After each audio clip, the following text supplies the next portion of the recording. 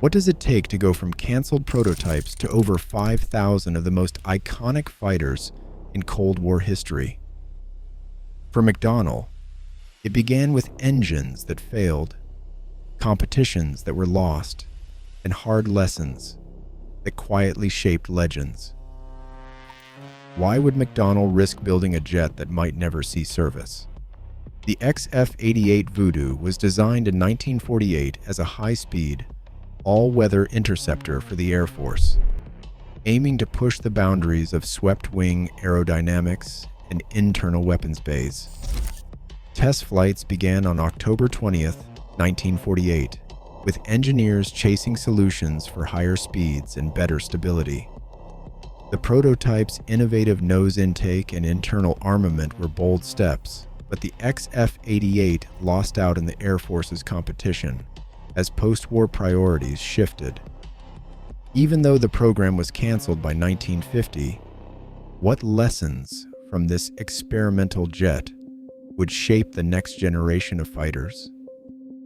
Carrier operations demand absolute confidence in an aircraft's engine, but the F3H Demon story became a cautionary tale.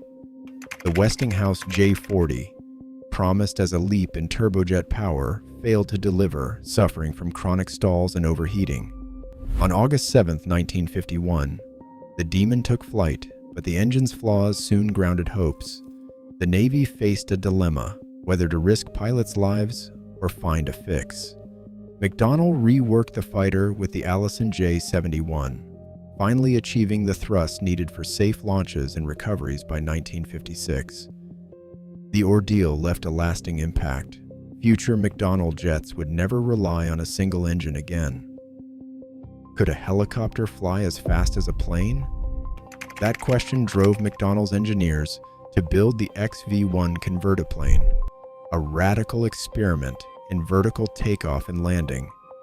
Using a tip-jet rotor powered by compressed air and a rear pusher propeller, the XV-1 reached 322 kilometers per hour in 1955, setting a new speed record for rotorcraft.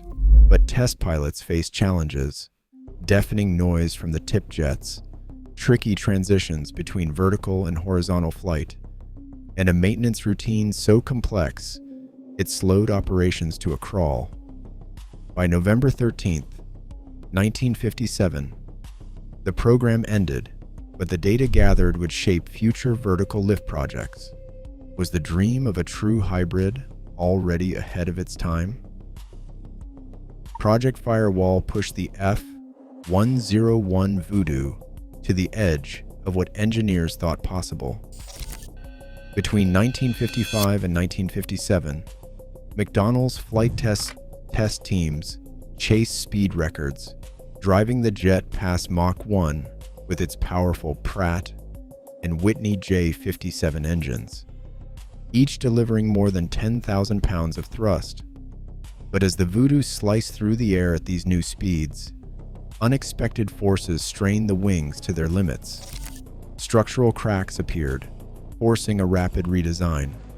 Reinforced wing spars and improved cooling ducts were added to handle the heat and stress of supersonic flight. These fixes weren't just about breaking records. They were essential for the Voodoo's shift from bomber escort to high-altitude interceptor and reconnaissance roles. When the F-101 entered service in May 1957, it carried the lessons of real-world testing, setting a new standard for reliability and performance. If pushing boundaries revealed hidden flaws, could the next generation of jets be built strong enough to handle whatever came next? Model 120 took to the air on November 13, 1957, carrying the hopes of McDonnell's engineers for a new kind of utility helicopter. Using the tip-jet rotor from the 6D1, this compact crane was designed to lift heavy loads for construction or rescue, jobs that seemed ripe for innovation. Early tests showed it could hover steadily and handle awkward cargo, but the world outside the test field had already moved on. No military or commercial orders arrived. Larger, more conventional helicopters were already filling the market's needs, and the Model 120's unique features could not overcome the lack of demand. With no contracts and no clear customer, McDonnell shelved the project after just a handful of flights. The lessons from Model 120's quiet ending would echo in boardrooms. Even the most promising technology needs a buyer. Would McDonnell's next gamble find its place in a changing world? The F-4 Phantom II answered demands that had stumped designers for a decade. Its first flight in 1958 set the stage for a jet that could do it all: intercept, strike, and scout, thanks to a powerful blend of radar and missile integration.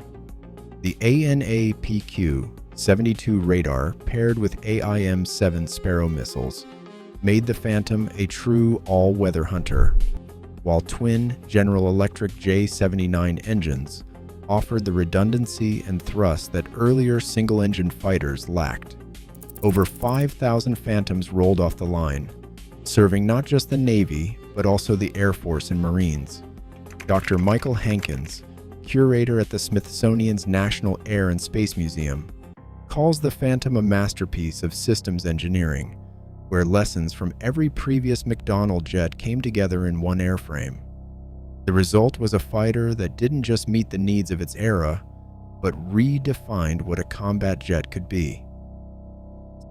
Some ideas never leave the drawing board, yet their influence lingers. In the early 1960s, McDonnell's Model 119 existed only as a concept study, with no prototype, no flight tests, and not even a clear mission profile surviving in public records. The absence of data says as much as any technical report. Not every idea finds its moment, and not every sketch leads to a machine.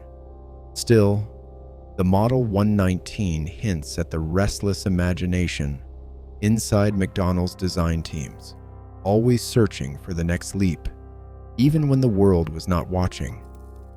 What possibilities are left behind when curiosity outpaces necessity? Every jet in this lineage redefined what AR power could be. In an era of rapid innovation, what risks will shape the next generation of legends? Let me know your thoughts below.